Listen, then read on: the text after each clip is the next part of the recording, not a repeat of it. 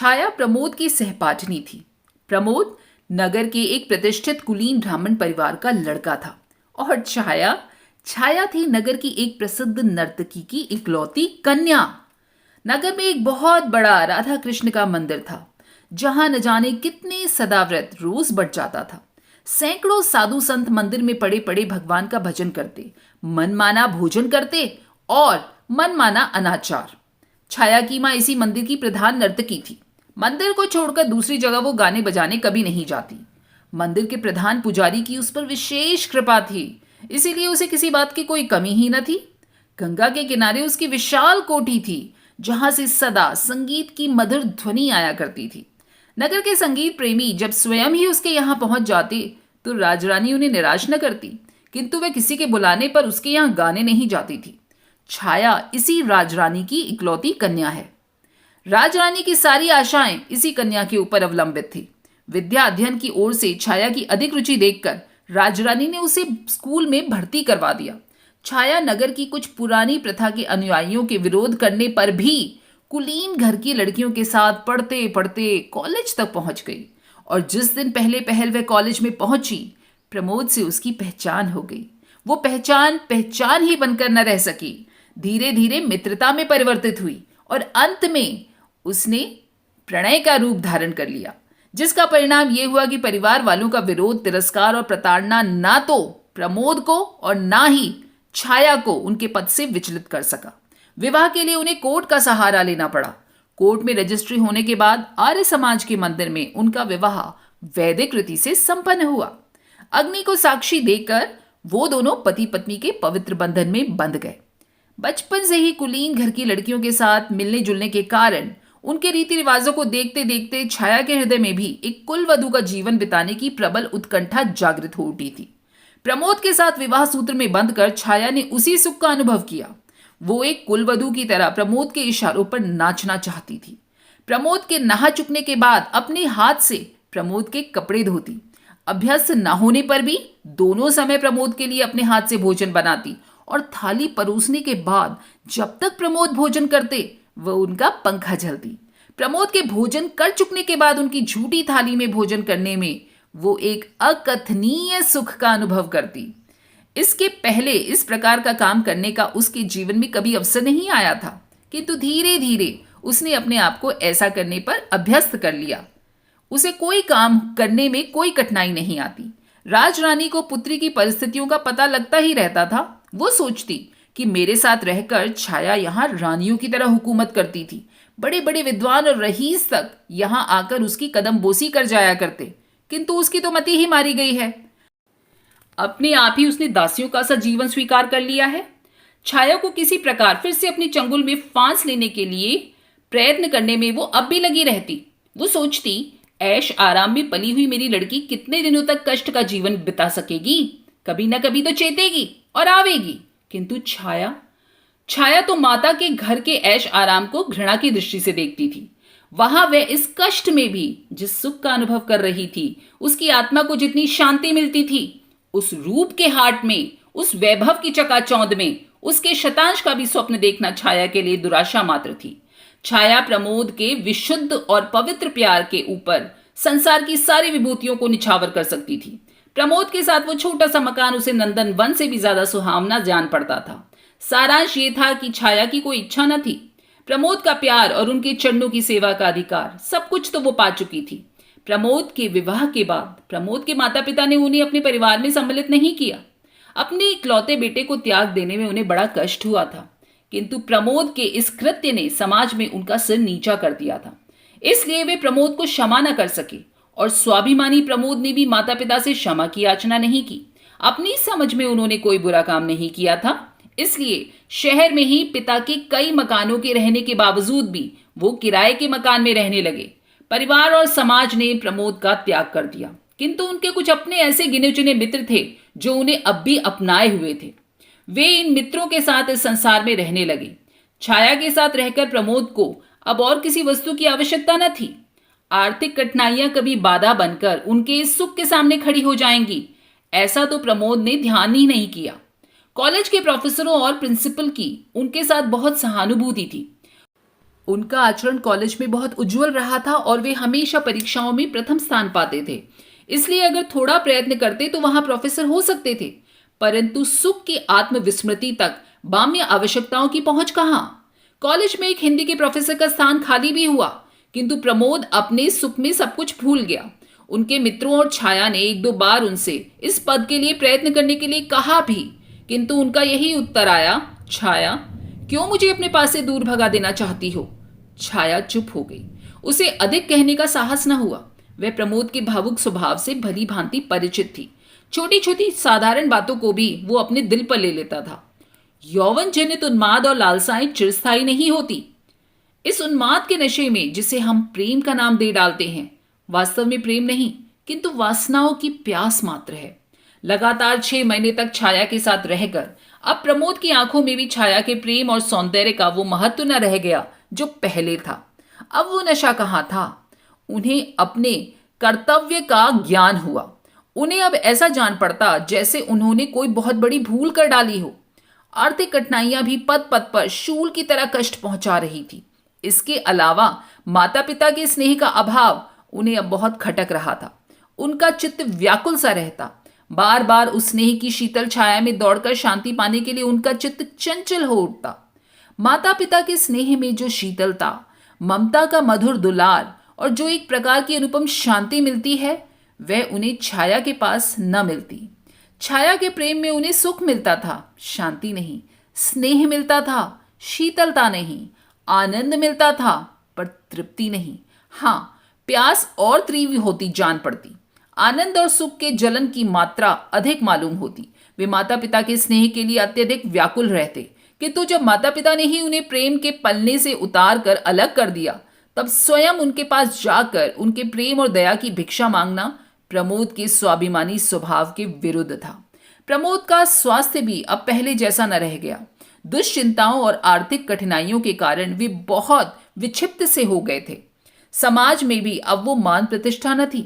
हर स्थान पर उनके इसी विवाह की चर्चा सुनाई पड़ती। प्रमोद के इस कार्य से ही नहीं, स्वयं प्रमोद से भी किसी को कोई सहानुभूति न रह गई। सब लोग प्राय यही कहते कि प्रमोद 2 ही 3 साल के बाद अपने इस कृत्य पर पछताएगा। यह विवाह प्रमोद सरीके विवेकी और विद्वान युवक के अनुकूल नहीं हुआ। ठहरी तो आखिर वेश्या की लड़की ना, कितने दिन तक साथ देगी। वेश्याएं भी कभी किसी की होकर रही हैं या रहेंगी। इस प्रकार न जाने कितने तरह के आक्षेप प्रमोद को सुनने में आते थे। उसकी आत्मा विचलित सी हो उठी थी। उन्हें इन सब बातों का मूल कारण छाया ही जान पड़ने लगी। वे सोचते, कहां से मेरी छाया की पहचान हुई। न उससे मेरी पहचान होती और न विपत्तियों का समूह इस प्रकार मुझ पर टूट पड़ता। वे अब छाया से खिंचे खिंचे रहने लगे। उनके प्रेम में अपने आप शिथिलता आने लगी। छाया का मूल्य उनकी आंखों में घटने लगा। पर प्रमोद स्वयं ये सब चाहते न थे। छाया में वैश्या की लड़की होने के अतिरिक्त कोई और अवगुण नहीं था। वे विवश थे। हृदय के ऊपर किसका वश चलता है। वे अपने व्यवहार पर स्वयं ही कभी कभी दुखित हो जाते और फिर वही भूल करते। कभी कभी औरों के सामने भी छाया से ऐसा व्यवहार कर बैठते जो अनुचित कहा जा सकता था। छाया सुख की छाया में ही पलकर बड़ी हुई थी। अपमान, अनादर और तिरस्कार के ज्वालामय संसार से वे परिचित न थी। पर अब पद पद पर उसे प्रमोद के प्रेम में कुछ मीठे शब्दों के स्थान पर तिरस्कार से भरा हुआ अपमान मिलता था।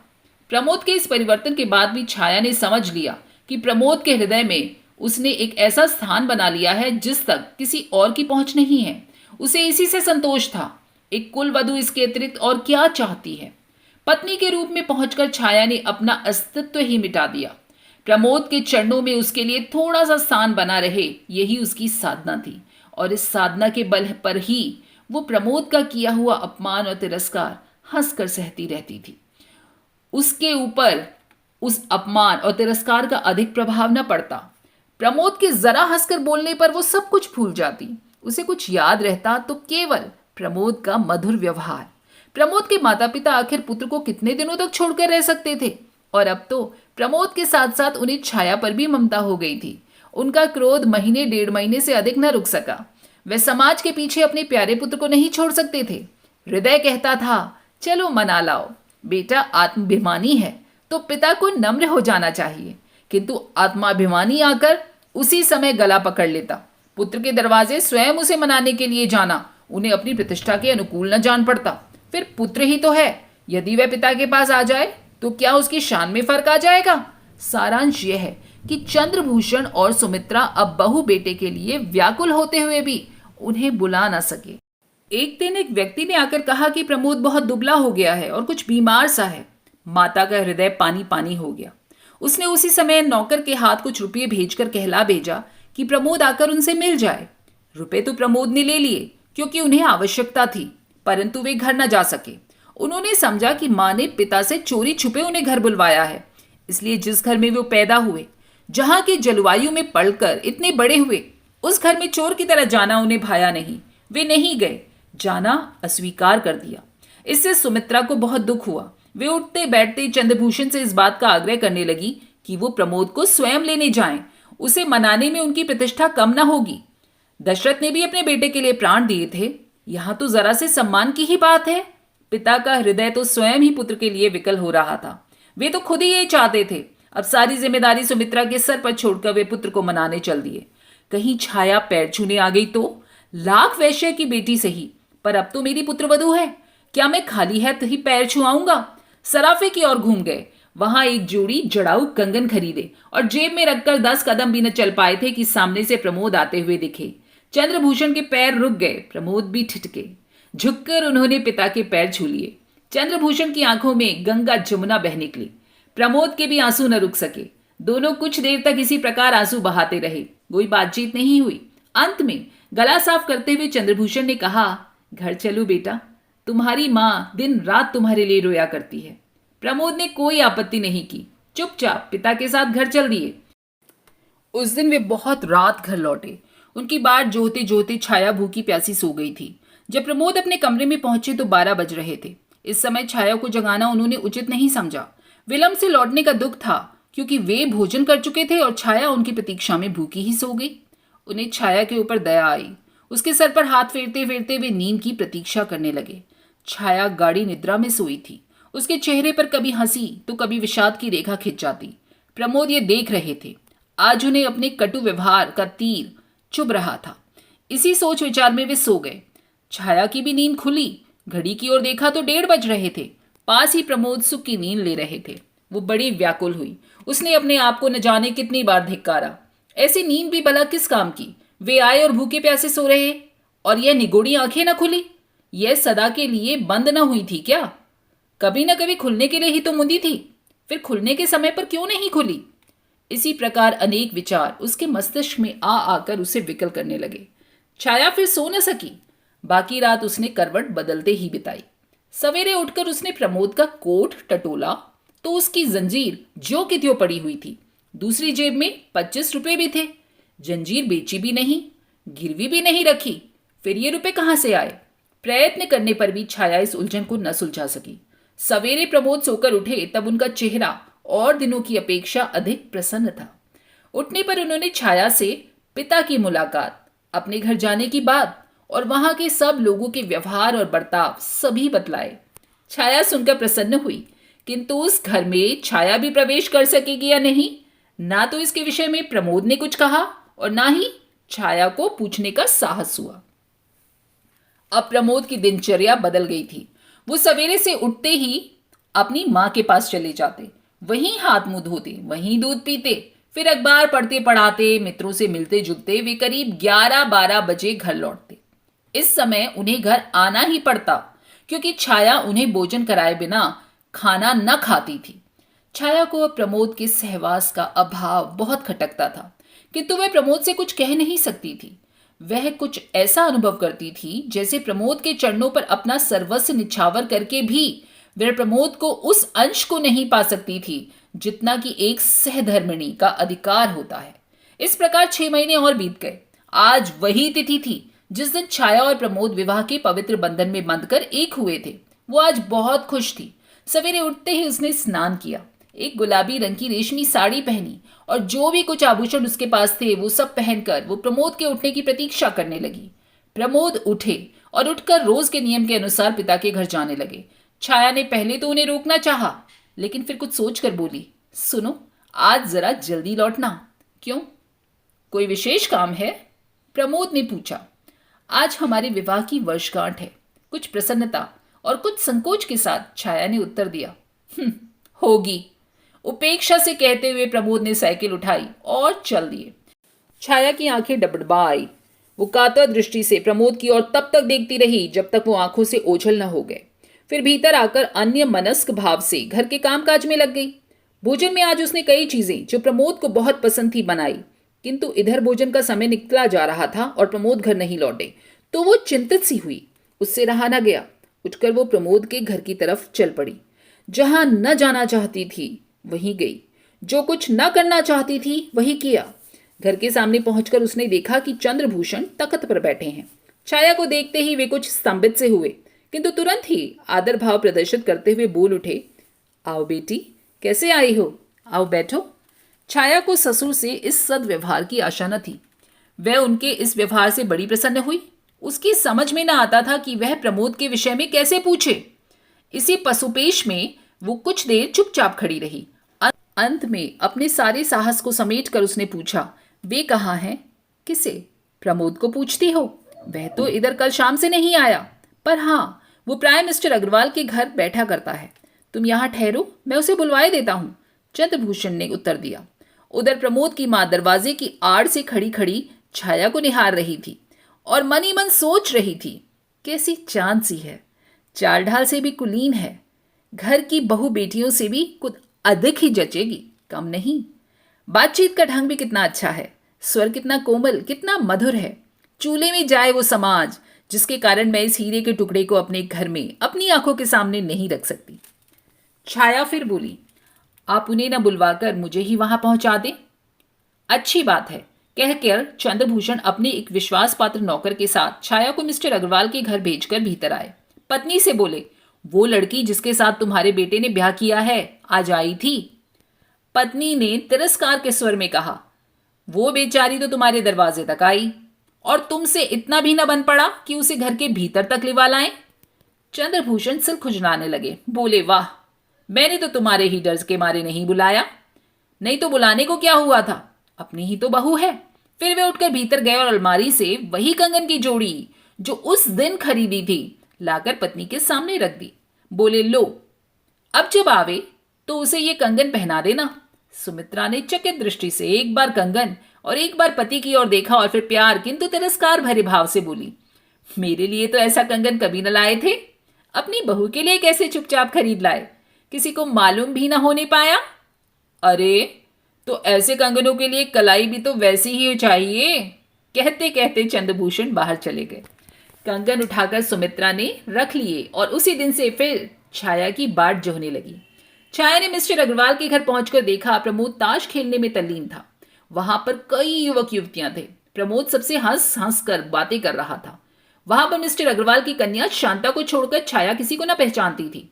शांता से छाया का परिचय भी प्रमोद ने ही करवाया था। शांता प्रमोद की बाल सहेली थी और वे उसका बहुत आदर करते थे, किंतु आज प्रमोद का शांता के पास इस तरह बैठ रहने जाना, छाया की उपेक्षा करना, छाया को बहुत कष्ट कर जान पड़ा।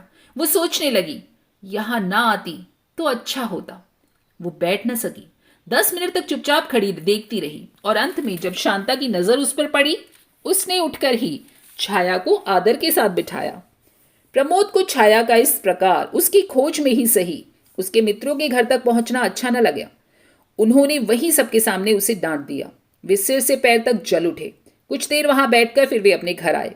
घर पहुंचकर उन्होंने छाया को खूब आड़े हाथों लिया। जो कुछ जी में आया क्रोधावेश में कहते गए। क्रोध में न मनुष्य में बुद्धि होती है और न ही विवेक रह जाता है। प्रमोद ने जो कुछ कहना था वो भी कहा और जो न कहना था वो बातें भी कह डाली। अंत में उन्होंने यह तक कह डाला कि तुम अपने परिवार की चाल क्यों छोड़ सकोगी? गली गली घूमोगी नहीं तो काम कैसे चलेगा? तुम तो मालूम होता है वही करोगी जो तुम्हारी मां आज तक कर रही है। छाया कट सी गई। अपमान उसके चेहरे पर तड़प उठा, किंतु वो कुछ बोली नहीं। वो जानती थी कि कुछ बोलकर अपना अहित छोड़कर वो हित नहीं कर सकती। अंत तक अपने इस कार्य के लिए वो विनम्र भाव से प्रमोद से माफी मांगती रही और इस बात का आश्वासन देती रही कि अब उससे ऐसी भूल कभी ना होगी। किंतु प्रमोद, उसने अपने आप को न शांत रख सका और उन्मुक्त की तरह कभी टहलता रहा, कभी चुपचाप लेट जाता। अंत में कुछ देर तक इधर उधर टहल कर वो छाया से बोला, छाया, मैं तो मिस्टर अग्रवाल के घर जा रहा हूँ। वहां मुझे शांति मिलती है। शांता के पास पहुंचकर मैं एक प्रकार का सुख और शीतलता का अनुभव करता हूँ। वहां मैं सारी दुश्चिंताओं से क्षण भर के लिए मुक्त हो जाता हूँ। वहां मैं जितना अधिक रहूं रहने दिया करो। तुम्हारे पास मुझे सिवा ग्लानि और शोभ के कुछ नहीं मिलता। तुम्हारे पास मैं शांति नहीं किंतु अशांति पाता हूं। शीतलता नहीं, मुझे जलन होती है। और सच तो यह है छाया कि अब मैं तुमसे घृणा करने लगा हूं। तुम्हारी मां के घर की दासी का आना जाना मैं संदेह की दृष्टि से देखता हूं। मुझे तुम्हारे ऊपर विश्वास नहीं रह गया। अब तुम मेरे पीछे मत पड़ो। तुम्हें स्वतंत्र किए देता हूं। तुम चाहो तो अपनी मां के पास जाकर सुख से रह सकती हो। मैंने तो तुम्हारे साथ इतने दिनों तक रहकर भर पाया। बस अब और अधिक अपने साथ रहने के लिए मुझे विवश मत करो। रोने धोने का मुझ पर अब कोई असर नहीं होगा। जहां मैं थोड़ी शांति पाता हूं, मुझे वहां जाने दो। कहते हुए प्रमोद बाहर चले गए। छाया वहीं धरती पर लौटकर फूट फूट कर रोने लगी। आज उसे मालूम पड़ा कि वो कितनी असहाय, कितनी विवश, कितनी दुर्बल है। संसार उसे शून्य सा प्रतीत होने लगा। उसे ऐसा लगता था जैसे उसका सर्वस्व कोई बरबस ही उससे छीन कर लिए जाता हो। वो चीख पड़ी और रोते रोते बेहोश हो गई। पड़ोस की कुछ स्त्रियों ने आकर उसके मुंह पर पानी के छींटे दिए। छाया उठ बैठी। उस दिन वो भोजन न कर सकी। इस प्रकार विवाह की पहली वर्षगांठ संपन्न हुई। प्रमोद बहुत रात गए घर लौटा। छाया तब तक सोई न थी। वो अब भी रो रही थी। छाया की अवस्था पर प्रमोद को दया आई।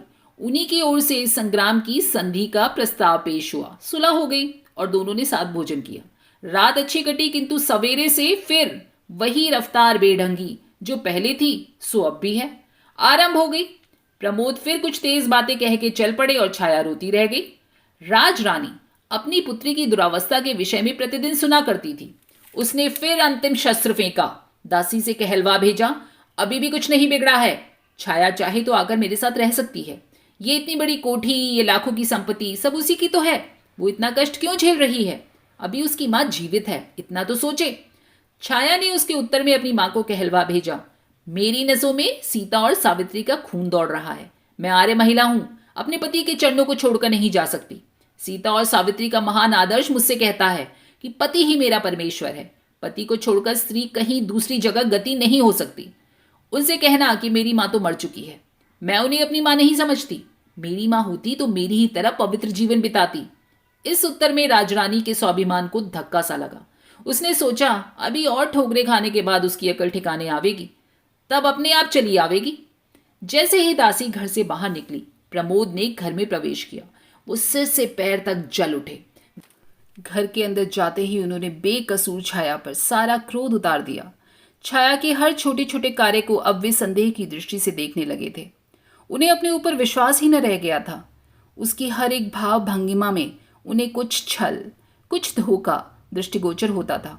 उन्होंने दासी के आने का कारण पूछा और छाया ने सच सच कह देने पर भी वो विश्वास न कर सके।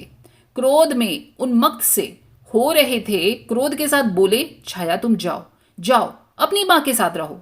मेरा पिंड छोड़ दो। तुम्हारे साथ रहने से मुझे कष्ट भर होता है और कुछ नहीं। मैं अपने आप तो तुम्हें छोड़ नहीं सकता। तुम अपने आप अपनी मां के पास चली जाओ तो मेरे ऊपर किसी प्रकार की जिम्मेदारी न रह जाएगी। मेरा कहना मान लो। मुझे इस बंधन से मुक्त कर दो छाया। तुम भी सुख से रह सकोगी, मैं भी सुख से रहूंगा। छाया ये बातें चुपचाप सुन रही थी। उसकी आंखों से लगातार आंसू बहते जाते थे। उसने हिचकियों के साथ कहा, प्रमोद तुम बंधन से मुक्त होना चाहते हो तो मैं कर दूंगी। व्यंग और उपेक्षा की हंसी के साथ प्रमोद ने कहा, हाँ मैं यही चाहता हूं छाया, मुझे बंधन से मुक्त कर दो। जिस दिन तुम मेरी इस बात को मान लोगी मुझे बड़ी शांति मिलेगी। शाम को घर लौटकर प्रमोद ने देखा छाया अपने जीवन की अंतिम सांसें ले रही थी। उसकी आंखें कदाचित एक बार प्रमोद को देख लेने की प्रतीक्षा में ही खुली थी। प्रमोद के आते ही एक हिचकी के साथ उसने आंखें सदा के लिए बंद कर ली। प्रमोद पागलों की तरह छाया की लाश पर गिर पड़े। आज भी प्रमोद नन्ही सी पोटली जिसमें छाया का चित्र और उसका अंतिम पत्र है, बड़ी सावधानी से हृदय से लगाए हुए नगर के सुनसान स्थान और खंडहरों में देखे जाते हैं। ये न कभी किसी से बोलते हैं और ना ही किसी की बात का उत्तर देते हैं। हाँ, अपने आप ही कभी कभी एक विचित्र प्रकार की आवाज में कुछ कहते हैं जिसको बस वो ही समझते हैं और कोई नहीं। दोस्तों, कैसी लगी ये सुभद्रा कुमारी को चौहान जी की कहानी वैश्या की बेटी? उम्मीद है पसंद आई होगी। हाँ तो कमेंट कीजिएगा और लाइक शेयर और सब्सक्राइब करना मत भूलिएगा। फिर मिलेंगे अगली बार एक नई कहानी के साथ।